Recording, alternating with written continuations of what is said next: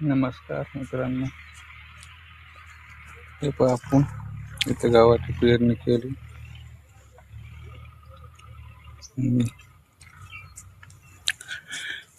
इथं गहू पेरलाय. वाण आहे रुची 450, रुची 450. हा वाण मी गेल्या वर्षी वापरून पाहिलेला आहे, तर रिझल्ट फार छान होता त्याचा. 1 किलो बॅगला 1 किलोला 1 बॅग ॲव्हरेज निघाले. बॅग म्हणजे 50 ते 60 किलोची गोणी म्हणतात आमच्याकडे. तर ती गाडी तरी तुम्ही आता 40 किलो गहू पेरलाय. तिथं कपाशी होती, कपाशी काढली आणि गहू पेरला. तूर होती, मध्येच्या पाटे टाकलेले, तर ते तसेच ठेवले. त्यांचा अजून कालावधी बाकी निघण्याचा, त्यामुळे त्याला वेळ लागेल.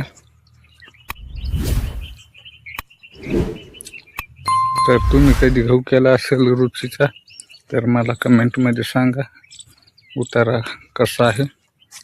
मला तर चांगला वाटला, नाही तर आपल्याकडे काही दुसरं असेल तर ते का सांगा. हे पा तूर दाखवतो. तुरीला अशा परिपक्व शेंगा होत चालल्या, अशा प्रकारच्या BDN 715 नंबरची तुरी. हे पहा, अशी घोष. याची 2 छाटणी केलते आपण, शेंडा खुडणी म्हणतात. तर अशा प्रकारची तुरी. आणि जमीन पाहताल तर जमीन एक बरड म्हणतात त्याला, आमच्याकडे बरड म्हणतात त्याला. जवळपास 2 ते 4 दिवसालाच पाणी लागतं अशी जमीन आहे, परंतु ॲव्हरेज चांगलं देतं. पाणी भरपूर लागतं त्याला. तर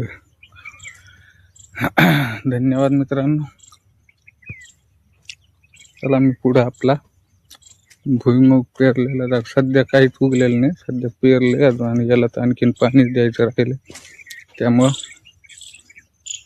आपल्याला दाखवून काही उपयोग नाही. याला पाणी द्यायचंय.